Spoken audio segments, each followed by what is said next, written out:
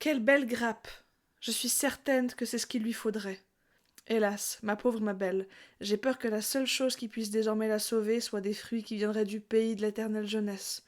Plus rien de notre monde ici-bas ne peut la secourir.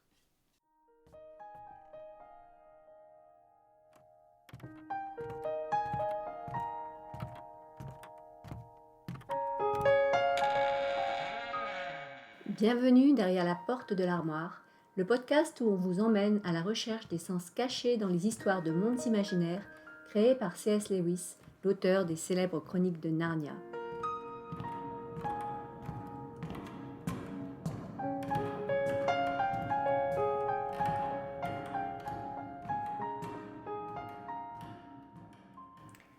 Bonjour Lula. Bonjour Anna. La dernière fois, les enfants ont quitté Sharn pour revenir dans leur monde et ils ont malheureusement emmené la sorcière avec eux. Arrivé à Londres, Jadis a demandé un moyen de transport pour pouvoir partir à la conquête de ce nouveau monde. Et l'oncle Andrew est en train d'essayer d'emprunter de l'argent à sa sœur Letty quand tout à coup, Jadis fait irruption dans la pièce et on s'était arrêté là, la dernière fois en plein suspense. Et donc aujourd'hui, on reprend avec le chapitre 7, ce qui se passa devant la porte d'entrée. La sorcière essaye de pulvériser la tante Letty, mais se rend compte qu'elle a perdu ce pouvoir dans notre monde. Sans se laisser démonter, elle la saisit à bras-le-corps et la projette à travers la pièce. Heureusement, la tante Letty atterrit sur un matelas et s'en tire avec quelques bleus. La sorcière, suivie par l'oncle Andrew, part à la conquête de Londres, pendant que Diggory attend leur retour près de la fenêtre. Il prévoit de mettre l'anneau jaune, tout en entrant en contact avec Jadis pour la ramener dans le bois entre les mondes. Quand elle revient, elle se tient debout sur le toit d'un fiacre et fouette le cheval pour le faire avancer plus vite. Elle est poursuivie par toute une foule de Londoniens, dont des policiers qui cherchent à l'arrêter pour un vol de bijoux. Le propriétaire du cheval et du fiacre tente de s'approcher pour calmer l'animal et la sorcière, mais Jadis lui répond en l'insultant et se proclame impératrice. Il y a des chapitres que j'ai hâte de voir à l'écran, mais alors celui-ci... Celui-ci, il est cinématographique. On est d'accord, on est d'accord. Entre la pauvre tante Letty qui se fait projeter debout sur le fiacre, tout en bijoutée. Ah non, ça vaut la peine. Je suis d'accord. Alors, le chapitre commence donc avec la tante Letty qui découvre la sorcière. Et donc, on nous dit qu'elle voit devant elle une femme richement habillée, avec des bras nus, ça c'était précisé à la fin du chapitre précédent, et qui s'exprime sur un ton impérieux. Alors, ça fait 3 choses qui ne vont pas du tout aux yeux de la tante Letty. Et pour bien comprendre ça, il faut se replacer dans le contexte de l'époque. On est en 1900 à peu près. Donc, potentiellement, on est encore à la fin du règne de Victoria, qui a régné jusqu'en 1901. Et c'était une période très puritaine. Et il y avait tout un code de conduite pour les dames. Et donc, par exemple, les dames de bonne famille ne montraient pas de peau, s'habillaient modestement et parlaient de manière posée. Donc du coup, ça ne va pas du tout la façon dont se comporte la sorcière ici. Ce qui explique pourquoi la tante Letty la traite de traînée, de femme de mauvaise vie, et ensuite la soupçonne d'appartenir à un cirque qui n'était pas un lieu fréquentable pour les dames à l'époque. Mais je la trouve exceptionnelle, la tante Letty, dans ce passage, parce que... Très courageuse, hein.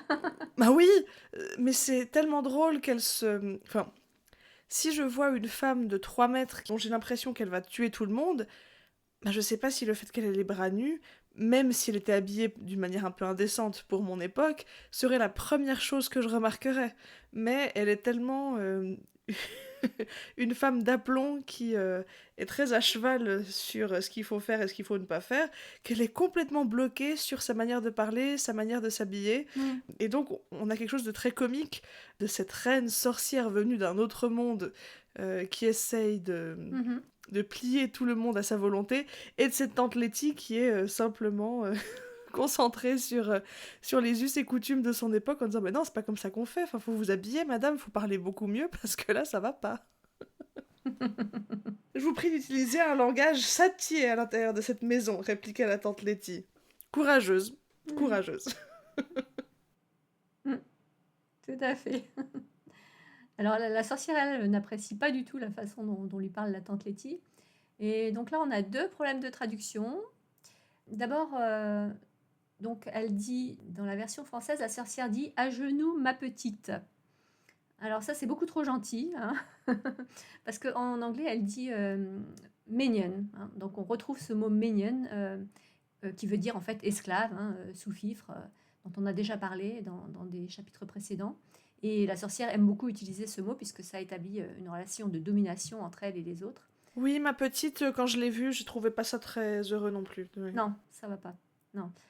Ce serait mieux de dire à genoux esclave, en fait, hein, si on voulait bien traduire le sens du mot minion dans l'original. Ou sous-fifre, ou Ouais. servante. Enfin, il y aurait d'autres mots qui pourraient être plus subalternes, enfin, Mhm. qui donneraient une relation beaucoup plus subalterne que Mhm. ma petite, qui n'est pas négatif en soi. Enfin, une grand-mère Non, pourrait le dire à sa petite voilà, fille. exactement. Donc, ça passe pas. Dans Non, ce passage, c'est on est pas d'accord. très... Non, ça marche Mm. pas.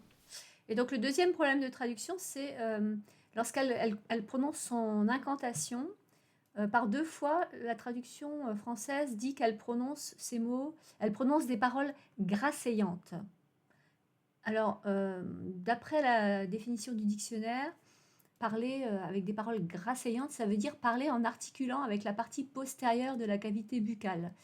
Alors, je ne sais pas si tu vois concrètement, hein, est-ce que tu vois concrètement ce à quoi ça peut ressembler, toi? Ouh, c'est précis, ça. Parler avec la partie postérieure de la cavité buccale.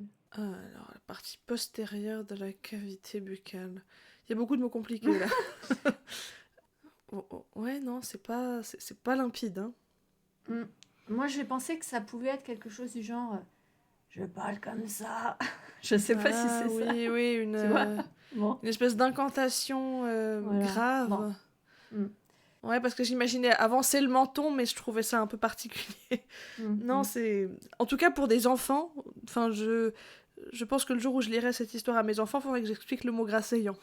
Hmm. Bon, en tout cas, c'est complètement dans l'imagination du traducteur, hein, ce mot, parce que Oui. en anglais, c'est tout simplement, c'est très simple en fait, hein, c'est tout simplement le terme horrible, hein. À chaque fois qu'ils traduisent par grasseillant, en anglais, c'est horrible sounding words, horrible words. Donc, je ne sais pas pourquoi elle s'est compliqué la vie en cherchant un mot comme ça. Pour moi, on pourrait traduire par horrible. Oui, tout à fait. En tout cas, la tante Letty ne comprend pas et ce qu'elle en conclut, c'est que la sorcière, en plus de tous ses autres défauts, est ivre. Oh, quelle honte! Durant l'Angleterre victorienne, si elle Mm, savait que son frère avait sa bouteille d'alcool dans sa... mm, Elle le mm, sait sûrement, mais la pauvre, elle en voit mm. toutes les couleurs. Et un personnage dont on ne parle très peu, mais qui rajoute l'effet comique, c'est la servante. Ah oui, bien sûr. Euh, Juste après, la sorcière brandit la tante Letty et s'est dit à ce moment-là, tandis que la tante Letty tournoyait à travers les airs, la servante, entre parenthèses, qui passait une matinée follement excitante, Ouais. glissa la tête à travers la porte et annonça « Le fiacre de madame est arrivé !» Donc on imagine que la tante Letty n'est pas des plus tendres avec sa servante et qu'elle, elle est au spectacle. Autant il fallait pas aller au cirque quand on était une dame de bonne famille à l'époque, autant si le cirque venait à nous, la servante, elle se régale. Mhm. Oui, et c'est vrai que c'est mentionné même plusieurs fois, donc c'est mentionné ici, et puis un petit peu plus tard, quand Diggory arrive pour voir ce qui se passe, on a de nouveau cette remarque, hein. Ah, monsieur Diggory, s'écria la servante, qui décidément passait une journée merveilleuse. Vous voilà, je crois que mademoiselle s'est plus ou moins blessée. Et une troisième fois, quand la tante Letty va l'envoyer au commissariat, on aura encore une fois une remarque dans ce genre. Alors, on pourrait peut-être être un tout petit peu surpris parce que c'est quand même une scène de violence physique et donc pourquoi elle s'amuse autant. Alors, je crois que tu as déjà plus ou moins donné la réponse, hein, Lula, en disant que la tante Letty ne doit pas être amusante tous les jours. Et je crois effectivement que si on remet dans le contexte de l'époque, les servantes qui travaillaient dans une maison comme celle de la tante Letty avaient une vie plutôt ennuyeuse, hein. Elles travaillaient beaucoup, il n'y avait pas beaucoup de loisirs. Alors on a vu que alors, on n'avait pas le droit d'aller au cirque, il n'y avait pas de télévision, pas de radio, tout le monde se comportait bien comme il faut, il se passait jamais rien qui sort de l'ordinaire. Et donc on peut comprendre un peu qu'elle soit toute excitée. Et c'est pas de la méchanceté de sa part, hein, le fait qu'elle s'amuse là.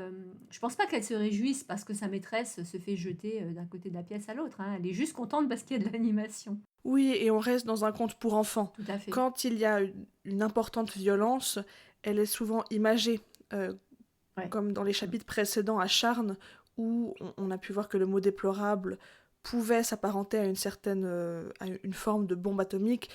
On n'a pas les détails, le monde il s'est arrêté.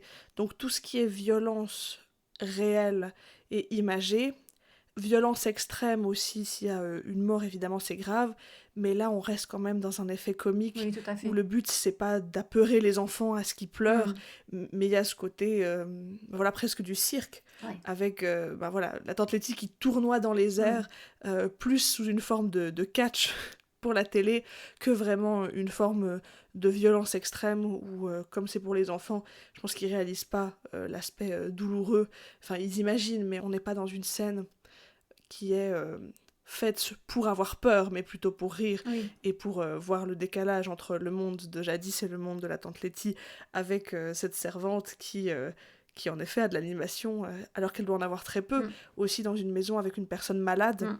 ou même Diggory fait très attention à dire mais il faut pas que maman voie jadis parce que juste de voir jadis ça la ferait mourir de Mm. peur.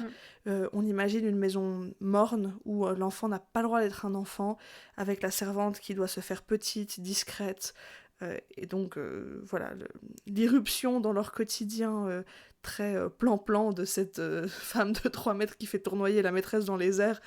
En effet c'est trop d'animation pour ne pas être profité.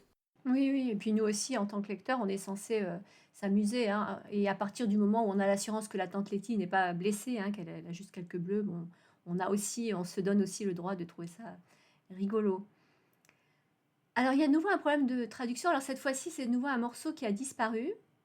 Parce que une fois que la tante Letty tombe sur le matelas, on nous dit qu'elle, en anglais, on nous dit qu'elle respire des sels et qu'elle reste assise quelques instants sur le matelas pour reprendre ses esprits. Et la référence aux sels a tout simplement disparu dans la version française. Alors je comprends bien que beaucoup de jeunes lecteurs, que ce soit des lecteurs français ou anglais, ne sauront pas ce que ce sont ces sels. Bon, je comprends qu'il est semblé plus simple à la traductrice de l'enlever, mais comme on l'a déjà dit, il serait préférable ici de mettre simplement une note explicative plutôt que de faire disparaître ce morceau. Et puis comme ça, en plus, on apprend des choses sur ce qui se faisait dans le passé. On enrichit les connaissances historiques, hein, puisque les sels, c'est quelque chose qui était très très fréquent à l'époque. Est-ce que tu sais pourquoi on utilisait beaucoup les sels et comment ça marche? Oui, c'était des sels parfumés avec des épices, avec des essences pour reprendre ses esprits, qui était une espèce de tonique respirable qu'on pouvait avoir sur soi. C'était la panoplie de la femme avec son éventail. Voilà, on faisait quelqu'un qui se sentait mal, on lui faisait sentir ces sels qui étaient Mm, censés avoir des vertus thérapeutiques. On peut les voir dans les films d'époque. mm. Ouais, les femmes portaient beaucoup des corsets trop serrés, hein. À cause de la mode, on les faisait porter des corsets très serrés pour leur donner l'impression qu'elles avaient une taille très fine. Et à cause de ça, les femmes s'évanouissaient beaucoup à l'époque. Et donc, en fait, les sels, c'est même un petit peu moins mignon que ce que tu disais, parce que, en fait, c'était des sels d'ammoniac. Et le principe, c'est que ça brûle les muqueuses quand on les respire. Et donc, ça réveille tout le système nerveux, hein. Donc, c'est pas juste du parfum, hein. C'est assez violent comme. Ah oui. Ah ouais, ouais. Ah, moi j'imaginais quelque chose d'assez coquet. Un peu comme des salles de bain fois 1000. Ah donc, non, de l'ammoniac. Hmm. Mais figure-toi que je pensais la même chose. Et en fait, je suis allée voir et j'étais assez choquée. Et c'est pas pour rien qu'on les utilise plus aujourd'hui. Je crois pas que ce soit très bon pour la santé. Ah non, moi j'imaginais quelque chose vraiment d'une grande coquetterie où on allait choisir ses sels suivant les odeurs pour, voilà, pour se tonifier, pour se faire du bien. Non, on est à l'ammoniac. Bon. C'est moins inoffensif. Bref. Alors, pendant que tout ça se passe, Diggory réfléchit à la manière dont il pourrait se débarrasser de la sorcière. Et comme il se souvient que les anneaux fonctionnent comme des aimants, il se dit qu'il suffirait qu'il touche Jadis et qu'il mette un anneau jaune à ce moment-là pour qu'ils puissent repartir tous les deux dans le bois. Et c'est très courageux de sa part, hein, parce que au moment où il décide de ce plan, Il ne sait pas encore que Jadis a perdu ses pouvoirs. Et il ne sait pas non plus si en retournant dans le bois, Jadis va être dans le même état que précédemment, ou bien si c'est juste parce qu'elle était choquée de quitter son monde. Et donc ici, en fait, il prend pleinement ses responsabilités. Comme tu l'as dit, il pense à sa mère, il pense aussi à tous les dégâts qu'elle pourrait faire, en faisant par exemple exploser les maisons du Parlement ou réduire en poussière des policiers. Et vraiment, il faut saluer son courage et sa maturité ici quand il décide de repartir avec elle. Il ne pense pas du tout au danger dans lequel il pourrait potentiellement se mettre. Oui, là, on voit à quel point Diggory est courageux, il prend ses responsabilités, il est à l'inverse de l'oncle Andrew. Ouais, Il fait preuve tout à fait. de beaucoup de perspicacité également, parce qu'il faut y réfléchir. Encore une fois, ils ont eu une grosse journée. Il faut faire A plus B. S'imaginer que s'il la touche, il a des plans sur comment réussir à attraper un petit bout pour que ce soit suffisant. Il ne se débine pas, il va pas se cacher derrière Polly. Il prend sa responsabilité et il se dit, ben voilà, je vais le faire. Alors que c'est l'enfant, enfin c'est un des enfants avec Polly. On pourrait imaginer que ce serait le rôle de l'oncle Andrew, mais à aucun moment il se plaint, à aucun moment il dit que c'est pas juste, il le fait parce que ça doit être fait. Et ça, en effet, c'est très courageux. Mhm. Et pendant que Diggory attend, il se demande aussi ce qui est arrivé à Polly. Et là, on a une petite remarque sympa du narrateur qui dit mais vous n'avez pas besoin de vous poser la question parce que je vais vous le dire. Et alors, on apprend qu'elle a été punie parce qu'elle est rentrée avec les chaussettes mouillées et aussi parce qu'elle n'a pas su expliquer exactement où elle était allée. Donc, pour la punir, elle est privée de dessert et elle est envoyée au lit pendant 2 heures. Et le narrateur nous dit que cette situation est quand même plus enviable que celle de Diggory parce qu'elle, elle a juste besoin d'attendre, alors que lui, le pauvre, il est super stressé. Et en même temps, je trouve que la position de Polly est assez insoutenable parce que il se passe des choses extrêmement graves.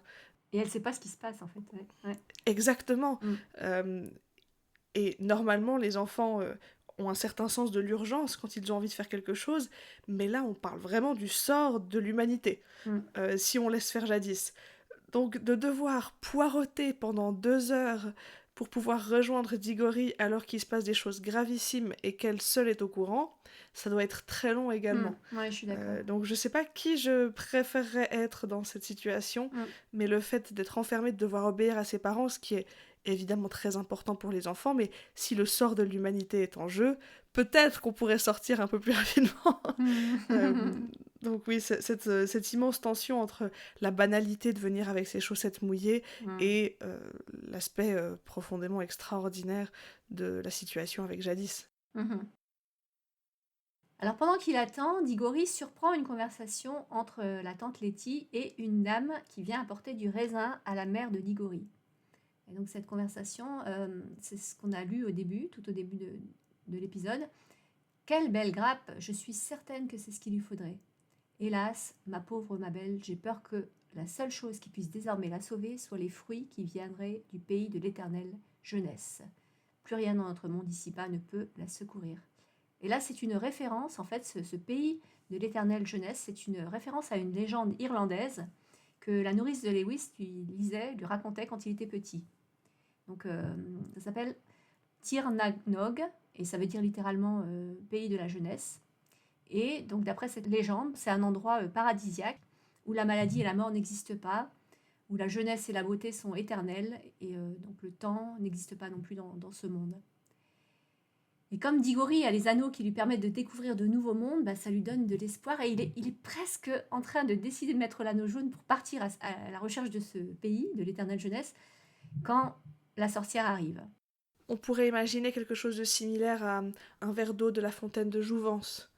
Et c'est tellement triste cette scène parce que Ouais. on sait bien que les adultes parlent d'une expression pour souligner la cause perdue de la maman de Diggory, et Diggory qui à la fois est tellement courageux mais tellement jeune, c'est un enfant qui prend cette mission à cœur, qui imagine qu'il peut sauver sa maman, et qu'est-ce que Mm. c'est Mm. triste de voir un enfant qui a l'impression qu'il doit sauver sa maman parce que rien d'autre ne peut le faire.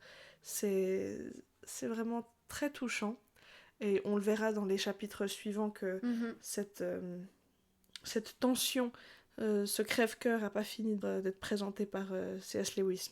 En effet, c'est un passage qui nous rappelle aussi la gravité du quotidien. Mhm.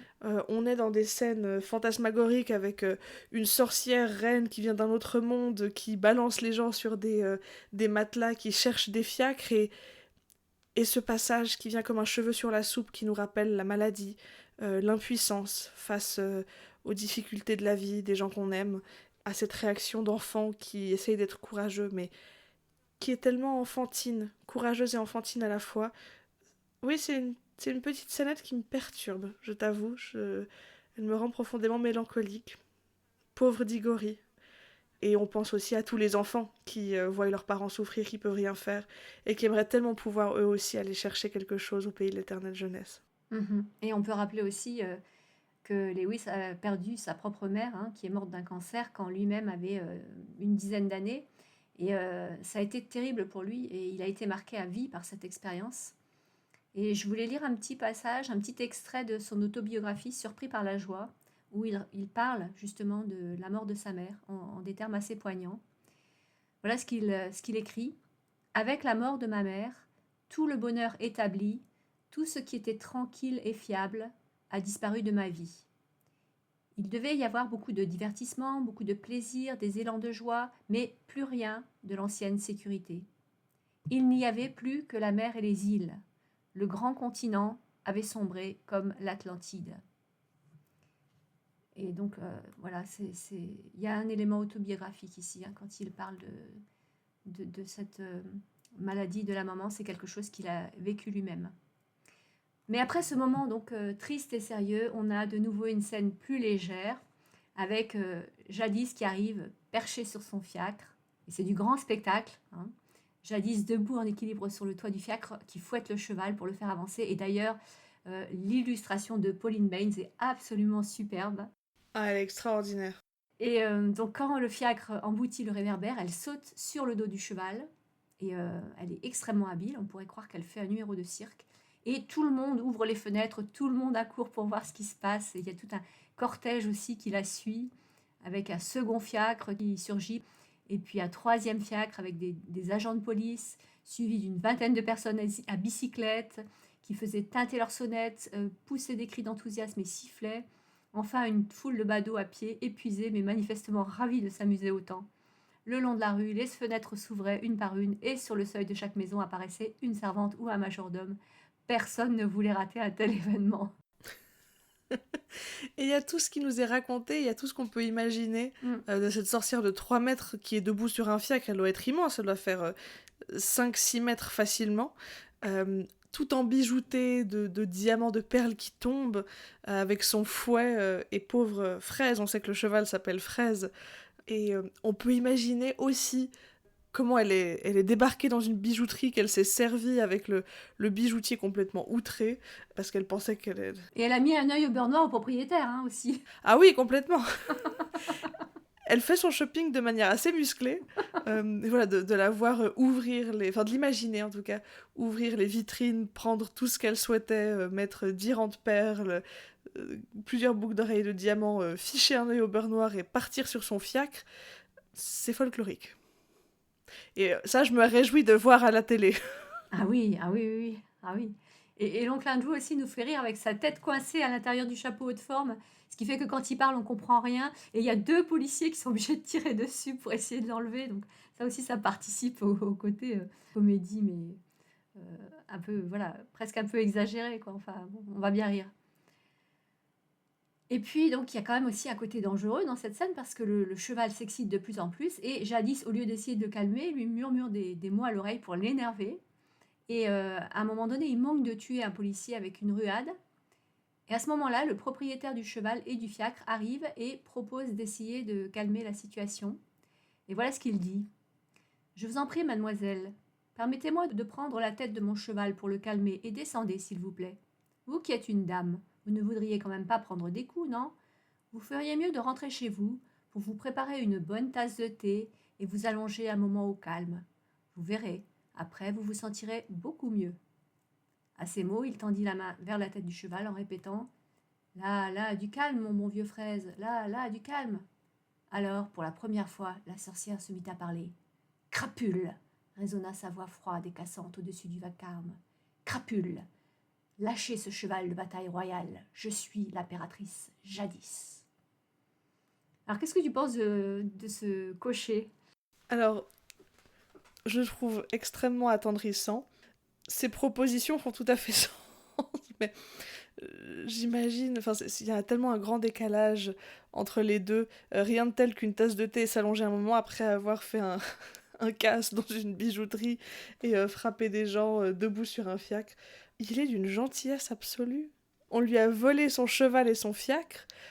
Il pourrait être extrêmement remonté, mais il parle avec une grande douceur à cette dame qui, encore une fois, a les bras nus, a volé des choses. Donc, dans une Angleterre puritaine, comme tu le disais, on pourrait imaginer que c'est une femme de mauvaise vie. La tante Letty ne se prive pas de l'insulter. Et là, on le voit parler avec beaucoup de respect, beaucoup de calme. Il a envie de prendre soin d'elle. Faudrait pas que vous preniez des coups, buvez une tasse de thé, allongez-vous, ça ira mieux, alors qu'il aurait le droit d'être complètement hors de lui. C'est impressionnant de douceur de la part de ce vieux cocher. Je suis tout à fait d'accord. Et il est plein d'une sagesse toute britannique, parce que on en avait parlé dans la saison 1. La tasse de thé, c'est le remède magique en Angleterre. Quand ça va pas, on boit une tasse de thé. Donc ça me fait rire aussi cet aspect-là. Mais je suis tout à fait d'accord avec toi. Il est vraiment, il est très sage, il est plein d'empathie. Il essaye pas de manipuler, il fait pas la morale. Il prend la situation en main avec calme. Et voilà. Et on va le revoir, ce personnage, plus tard. Et on va avoir une confirmation de ce côté vraiment bon et sage. Et c'est le premier personnage vraiment bon et sage qu'on rencontre dans l'histoire, parce que les autres, soit ils sont méchants, ridicules, ou les enfants, ils sont un peu immatures encore. Et donc, c'est le premier qu'on rencontre qui est plein de bonté et de sagesse. Surtout qu'il se met en danger dans la situation. Pour toutes les personnes qui ont l'habitude d'avoir des chevaux, un cheval qui est excité, qui est fouetté, c'est un cheval dangereux, dans le sens où une ruade, ça peut vraiment tuer quelqu'un. Et évidemment, le cheval en soi n'est pas dangereux, mais il est dans une situation où il est acculé, il est stressé, et d'essayer de le calmer, c'est prendre des responsabilités complexes, surtout avec Jadis, qui essaye de l'exciter et qui essaie de le rendre encore plus nerveux, imprévisible et donc dangereux. Donc il se mouille, il ne fait pas attention à sa propre vie, il essaie de prendre soin de cette sorcière qui met à feu et à sang toute la ville.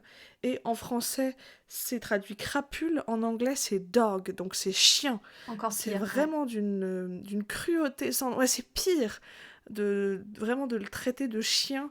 Alors on sait évidemment que C.S. Lewis aimait beaucoup les animaux, donc c'est pas une critique envers les chiens, mais c'est vraiment un terme péjoratif, méchant, que le cocher ne mérite absolument pas. Et elle se présente aussi comme impératrice. Alors à l'époque, Victoria était impératrice. À la fin de son règne, le titre complet de Victoria, c'était Sa Majesté Victoria, par la grâce de Dieu, reine du Royaume-Uni, de Grande-Bretagne et d'Irlande, impératrice des Indes, défenseur de la foi. Alors comment est-ce que la foule va réagir face à une personne qui se proclame impératrice ?